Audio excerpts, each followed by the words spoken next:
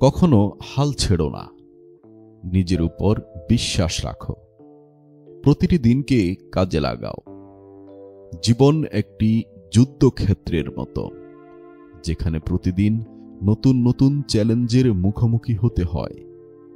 আমাদের সবার জীবনে এমন কিছু সময় আসে যখন মনে হয় সব কিছু থেমে গেছে, সব কিছু থমকে গিয়েছে। তবে সেখানেই একটি নতুন সম্ভাবনা লুকিয়ে থাকে।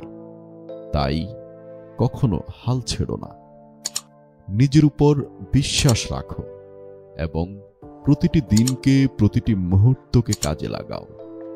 তিনটি মূল মন্ত্র ধারণ করতে পারলে আমাদের জীবনে নতুন আলোর পথ দেখাবে। তিনটি বিষয়ে আমাদের জীবনে ইতিবাচক পরিবর্তন আনতে পারে। প্রথম কথা, কখনো হাল ছেড়ো না। প্রতিটি ব্যর্থতা আসলে একটি শিক্ষা। আপনার পরবর্তী পদক্ষেপ আপনাকে সাফল্যের আরো কাছে নিয়ে যেতে পারে। যদি হাল ছেড়ে দেন তাহলে সেই সুযোগ আর কখনো আসবে না।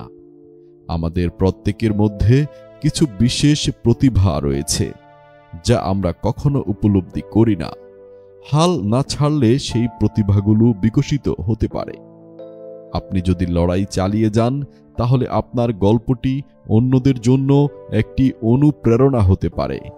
পবিত্র কোরআনে বলা হয়েছে, আল্লাহ কাউকে তার সামর্থ্যের বাহিরে কোনো বোঝা দেন না। আপনি সেই চ্যালেঞ্জের মুখোমুখি হতে সক্ষম যা আপনার সামনে এসেছে।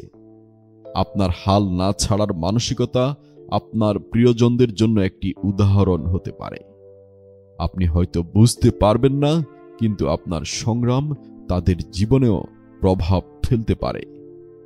ব্রুস লি বলেছেন, পরাজয় কেবল তখনই আসে যখন আপনি হাল ছেড়ে দেন।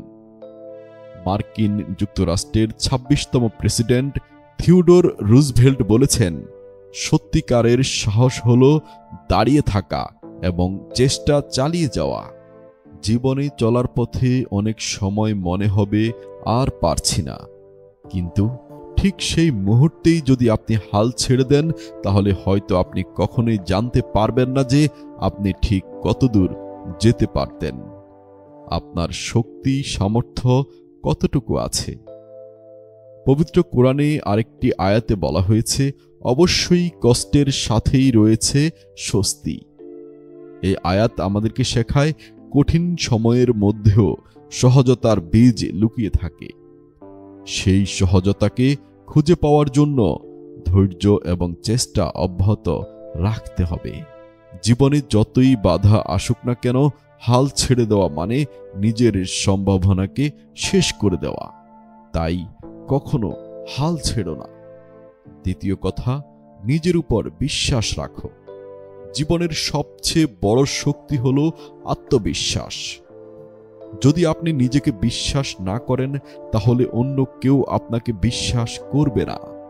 নিজের উপর বিশ্বাস রাখলে আপনি ব্যর্থতাকে ভয় পাবেন না, বরং প্রতিটি ভুল থেকে শেখার মানসিকতা তৈরি হবে। বিশ্বাস মানুষকে নতুন করে শুরু করার ক্ষমতা যোগায়। হাদিসে বলা হয়েছে, যে ব্যক্তি তার প্রভুর প্রতি দৃঢ় বিশ্বাস রাখে তার জন্য আল্লাহ উত্তম পথ নির্ধারণ করেন। তাই আল্লাহর প্রতি দৃঢ় বিশ্বাস রাখুন। বিশ্বাস আপনাকে প্রতিকূল অবস্থায় স্থির থাকতে সাহায্য করে। জীবন কখনো মসৃণ হয় না, তবে আত্মবিশ্বাসী হলে আপনি প্রতিটি বাধা পেরিয়ে যেতে পারবেন। বাইবেলের একটি বাণী আছে, সবকিছু সম্ভব যদি তুমি বিশ্বাস করো।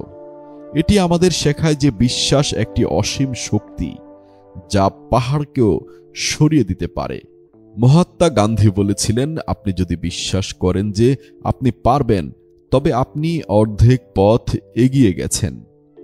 নেলসন ম্যান্ডেলা বলেছিলেন, সব কিছুই অসম্ভব মনে হয় যতক্ষণ না তা সম্পন্ন হয়।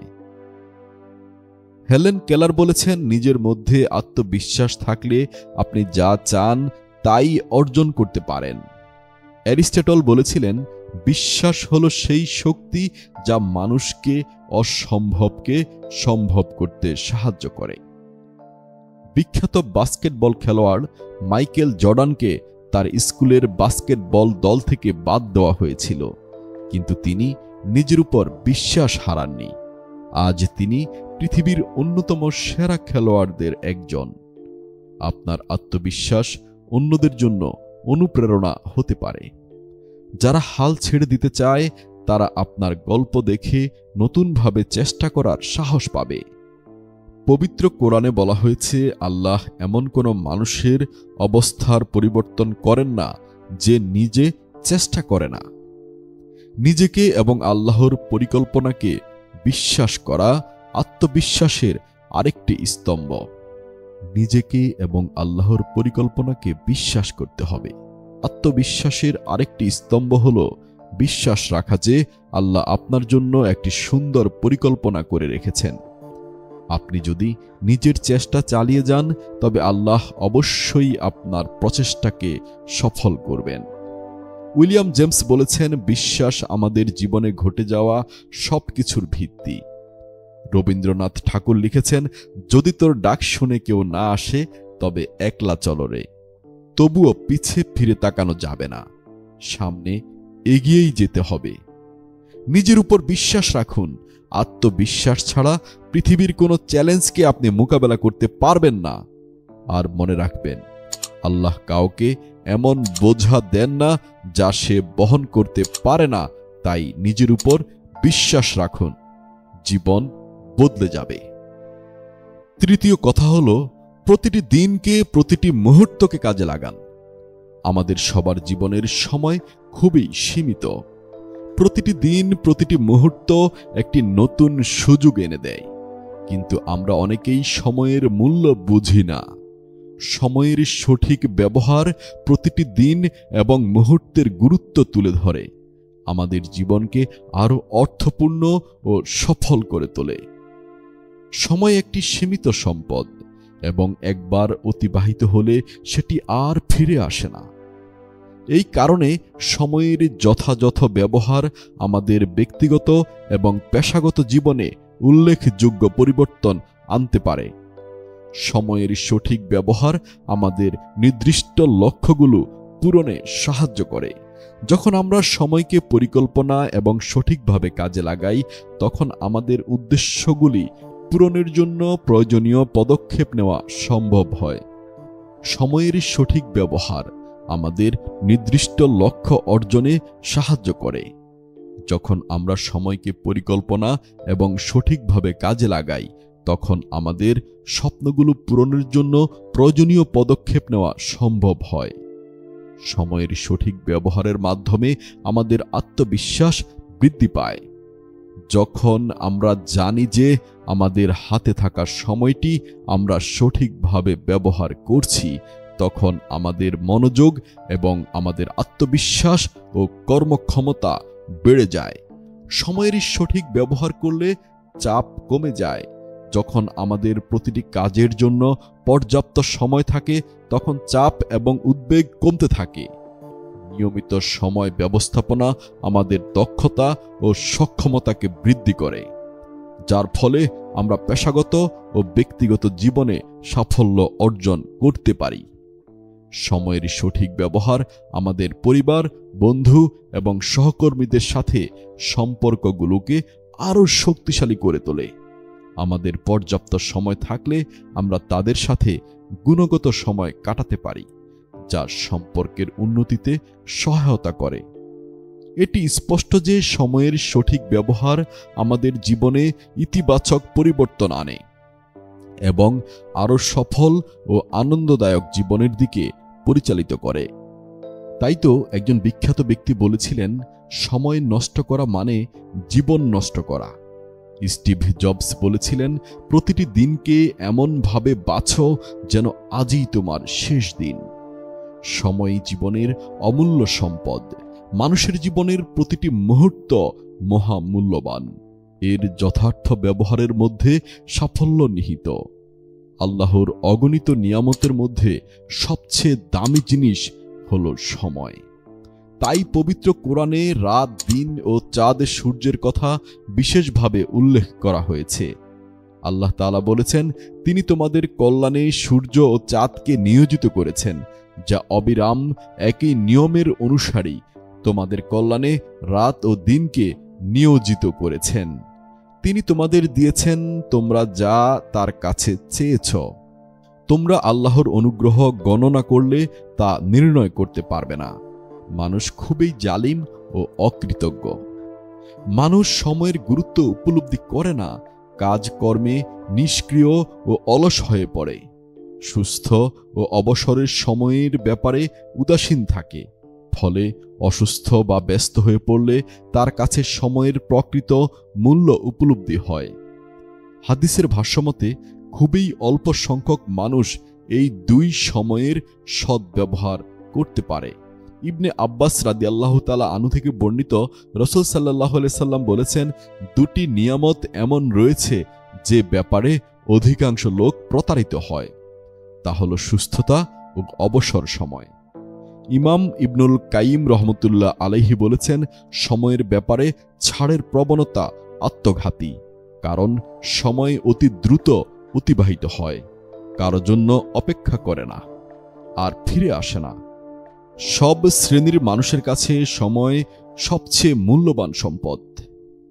হারিয়ে যাওয়া সময়ের জন্য আক্ষেপ করে কালক্ষেপণ করা উচিত নয়, এতে বর্তমান সময়ও নষ্ট হয়। বরং নতুন করে এখন থেকেই পূর্ণদমে কাজ শুরু করা উচিত। তাই বলা হয়, সময় হলো তরবারির মতো, তুমি তাকে হত্যা না করলে সে তোমাকে হত্যা করবে। অর্থাৎ সময়কে কাজের মাধ্যমে ব্যয় না করলে সে তোমাকে অনর্থক কাজে ব্যস্ত করে রাখবে। ইমাম শাফি রহমতুল্লাহ আলাইহি বলেছেন, আমি সুফিদের সান্নিধ্যে ছিলাম, তাদের থেকে আমি দুটি কথা ছাড়া কিছুই শিখিনি। তার একটি কথা হলো, সময় হলো তরবারি, তুমি তাকে না কাটলে সে তোমাকে কেটে ফেলবে। আরেকটি কথা হলো, তুমি নিজেকে সত্যের কাজে ব্যস্ত না রাখলে তুমি মিথ্যার কাজে ব্যস্ত হয়ে পড়বে। মানুষের সময় হলো তার জীবন, তা আল্লাহর নির্দেশনা মতো কাটানোর মধ্যে প্রকৃত সাফল্য। সালাফায়ে সালেহিন সময়কে সর্বোচ্চ গুরুত্বের সঙ্গে ব্যয় করতেন। বিখ্যাত সাহাবী আব্দুল্লাহ বিন মাসউদ রাদিয়াল্লাহু তাআলা আনহু বলেছেন, আমি ওই দিন বেশি লজ্জিত হই যেদিন সূর্য উদিত হয়েছে এবং আমার নির্ধারিত সময় কমেছে, কিন্তু আমার আমল বৃদ্ধি পায়নি। ওমর বিন আব্দুল আজিজ রহমতুল্লাহ আলাইহি বলেছেন, রাত ও দিন তোমার সামনে কাজ করে যাচ্ছে, অতএব তুমিও তাদের মধ্যে কাজ করো। হাসান বসরি রহমতুল্লাহ আলাইহি বলেছেন, হে আদম সন্তান, তুমি তো দিনের সমষ্টি। একদিন চলে যাওয়ার অর্থ তোমার কিছু চলে যাওয়া। তিনি আরো বলেছেন, আমি এমন একদল লোক পেয়েছি যারা সময়ের প্রতি এত বেশি গুরুত্ব দিতেন, যা দিরহাম ও দিনারের প্রতি তোমাদের আগ্রহের চেয়েও বেশি ছিল। প্রতিটি দিনকে কাজে লাগান। ছোট ছোট পদক্ষেপেই বড় বড় পরিবর্তনের সূচনা করে। আজকের দিনটি যদি কাজে লাগাতে পারেন, তাহলে আগামীকাল আপনাকে স্বপ্ন পূরণের কাছাকাছি নিয়ে যাবে। বন্ধুরা, জীবনের এই তিনটি মূল মন্ত্র কখনো ভুলে যেও না। বন্ধুরা, জীবনের এই তিনটি মূল মন্ত্র কখনো ভুলে যেও না। নিজের উপর বিশ্বাস রাখো এবং প্রতিটি দিনকে কাজে লাগান। এই সময় আপনাকে আপনার লক্ষ্য অর্জনের পথে এগিয়ে নিয়ে যাবে। এগুলো শুধু কথা নয়, এগুলো জীবনের পথে সফলতার মূল মন্ত্র। কোরআনের একটি আয়াত দিয়ে শেষ করছি। আল্লাহ ততক্ষণ পর্যন্ত কোনো জাতির অবস্থা পরিবর্তন করেন না যতক্ষণ না তারা নিজেরা নিজেদের অবস্থা পরিবর্তন করে। তাই আজই নিজের উপর বিশ্বাস করুন, হাল ছাড়বেন না এবং প্রতিটি দিনকে, প্রতিটি মুহূর্তকে একটি নতুন সূচনা হিসেবে নিন। আপনার গল্প একদিন হয়তো কারো জন্য অনুপ্রেরণা হবে। ধন্যবাদ। আমাদের চ্যানেলটি সাবস্ক্রাইব করুন। আপনার পছন্দের ভিডিও পেতে কমেন্ট করুন।